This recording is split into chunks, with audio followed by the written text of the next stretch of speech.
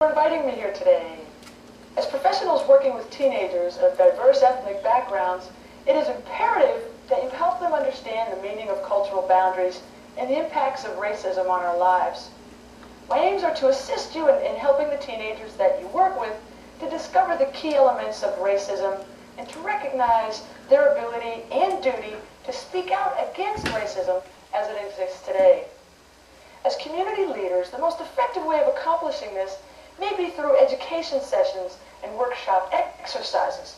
Find creative ways of bringing the youth together and tell them that you'll buy them lots of pizza for lunch. To understand racism, we must define this and recognize its two key elements. According to Webster, racism is any program or practice of racial discrimination, segregation, persecution, and domination by another race. Now, the terms race and racial pertain to characteristics of a particular ethnic group. Two key elements are: one, the belief that one racial group is superior to another or others, and two, the ability or power to implement or act on that belief. Peter Bell has developed a curriculum for African American youth, and based on some of his work, I'm going to provide you with examples of exercises which you can implement in your communities. Also, it's important to keep in mind that these exercises can transfer to any ethnic group. But I'd also like to talk first about the meaning of boundaries and what it means for teenagers to cross boundaries, both personal and cultural. A boundary is a sense of separateness and individuality that prevents people from being too close, but it also allows for closeness whenever that's necessary. Boundaries help us to have an identity of our own. Some boundaries allow or prevent physical closeness, like somebody standing too close to us. For example, if someone, there are other boundaries, however, for teenagers to deal with that on a more personal level. For example, if somebody asks the teenager, do your parents fight at home? Or have you ever been kicked out of school? These kinds of boundaries are called personal boundaries. We know that personal boundaries have been crossed when somebody gets too close, either with their body or with a certain question or a comment.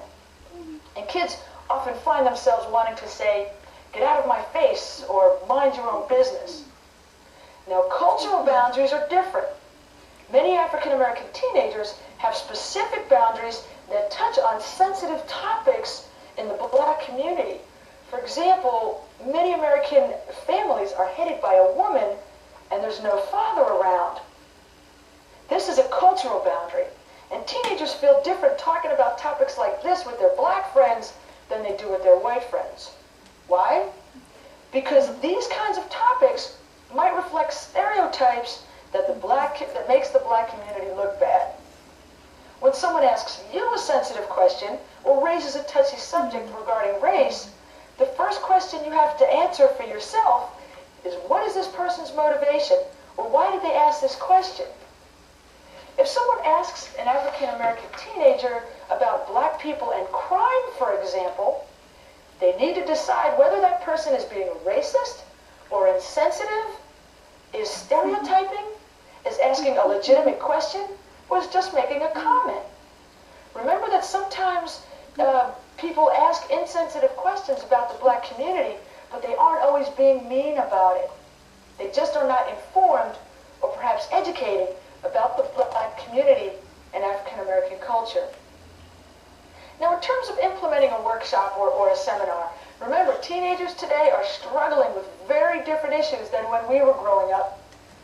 The world has become a more dangerous, more competitive, and a somewhat more insensitive place. Granted, times have certainly changed. It has gotten better in many ways. Yet bear in mind that we never had to walk through a metal detector or put our book bags through an x-ray machine just to go to school. Whatever facility you use, whether it's a gymnasium or a recreational community center, a church basement, or whatever, think about putting up posters around the room. It can be of athletes, of musicians, Hollywood stars, whatever, anything that might generate inclusiveness and a sense of unity amongst the group. I like to start with an exercise I call Discover segment by asking the teenagers to give examples of racism. List their examples on a chalkboard if you're in a classroom, or newsprint that you might have set up on an easel stand like a flip chart. Whatever works for you. After putting together the list, go through one item at a time. Ask the teenagers to raise their hands if they have personally felt that kind of racism. This gets them thinking about the impact of racism right away, and it also, what does this impact have on our lives? Or maybe it'll get them thinking about perhaps there are other factors or perceptions that influence what may or may not be racially motivated. Okay, it's important to get into boundaries soon into the program. Here's an exercise you can do to help explain the concept of boundaries. I call it Dare to Cross. Have all the teenagers pair up. Get them in partners. If somebody lacks a partner, you as the leader, the facilitator of the group, go ahead and join them as their partner. Now tell the partners to stand facing each other, however, on opposite sides of the room. Tell one group to walk towards the other. Explain that the stationary partner may say stop whenever they feel that the partner walking towards them is too close. Now repeat this process with the other group walking towards their partners. The second part to this is ask for one of the pairs to volunteer. Okay, so you're going to have the partners, one partner to volunteer, everyone else in the group will observe. And we're going to repeat this activity. Now tell one partner to walk towards the other, just like before, except now tell them to smile and walk casually towards the other person, who will say stop when they feel the partner is too close.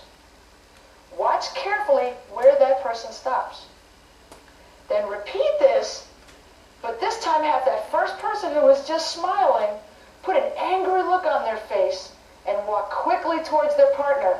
Again, make note of where that person is asked to stop. The point you need to make to the teenagers is that boundaries are something that is very individual, and it can depend on a person's emotions.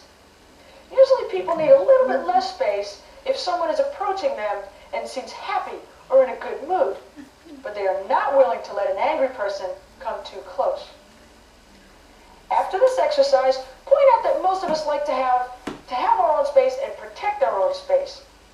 We want to know that others won't come into our own space if we don't want them to. Some people like to keep a lot of distance between themselves and other people. You see that sometimes when you're standing in line at the grocery store or at the MVA. You kind of keep a distance. Or at the post office, you never know. It's going to be different depending on where you are and what mood you're in, perhaps. So no matter how large or small our space is, we do have limits on that space that help us feel safe. This is a boundary. So discussion questions you can ask with the kids. You can talk with them a little bit and ask such things as, do you think you need more or less space than most people? Why? How does it make you feel when people cross your personal boundaries? And do you think it's a good idea to have personal boundaries and to know what your personal boundaries are?